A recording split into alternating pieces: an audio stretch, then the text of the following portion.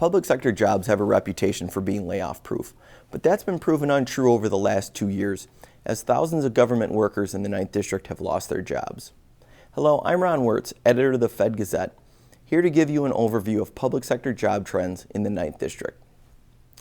During the recession, government jobs didn't fall like private sector jobs did. In fact, during the recession, public sector employment actually went up. But government jobs started to get cut in large numbers in about 2010. And by the first quarter of last year, job cuts totaled almost 19,000. Recent job cuts have been spread widely among local, state, and federal government in district states. But each level of government has its own story to tell. Almost 5,000 federal workers lost their jobs over this 2-year period, most of them stemming from the buildup and the subsequent wind down of the decennial census. State government employment, on the other hand, saw steady growth in district states for the better part of a decade, but pivoted in 2011, and more than 3,200 jobs were eliminated by the first quarter of 2012, almost 2/3 of them in Wisconsin, and most of the remainder in Minnesota. The lion's share of job losses, about 12,000, came at the local level. Local government jobs make up about 60 to 70% of all public sector jobs in most states. So big cuts here are more muted as a percent of all jobs. In this case, those 12,000 job losses represented less than 2% of all local government employees. There are also wide differences among district states.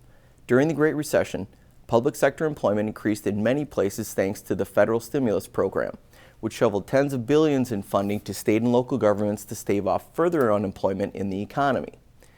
But the effect was short-lived. Once stimulus funds were gone, government budgets cratered, and tough decisions finally had to be made most everywhere in the 9th District, save for North Dakota, whose economy has continued growing, pushing state and local government jobs steadily higher, though more slowly in recent years. Montana and South Dakota saw fairly strong growth in state and local government jobs for much of the last decade, and has seen public payrolls drop only since about 2010.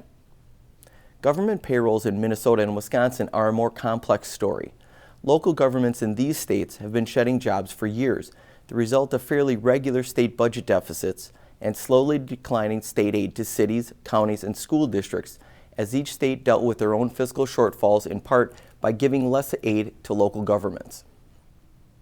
Until the economy gains its footing and state budgets rebound, most local governments are preparing for more of the same. Minnesota is facing a $1.1 billion state budget deficit, and one source noted, "I think local budgets are going to be pretty difficult given the structural deficit at the state level." And most counties expect tight budgets to be the fiscal environment we're going to be in well into the 2020 era. For much more discussion on public sector employment trends and how local governments are coping, see the nearby articles in the Fed Gazette. And be sure to follow the Fed Gazette and Minneapolis Fed on Facebook and Twitter at the following addresses. Thanks for watching.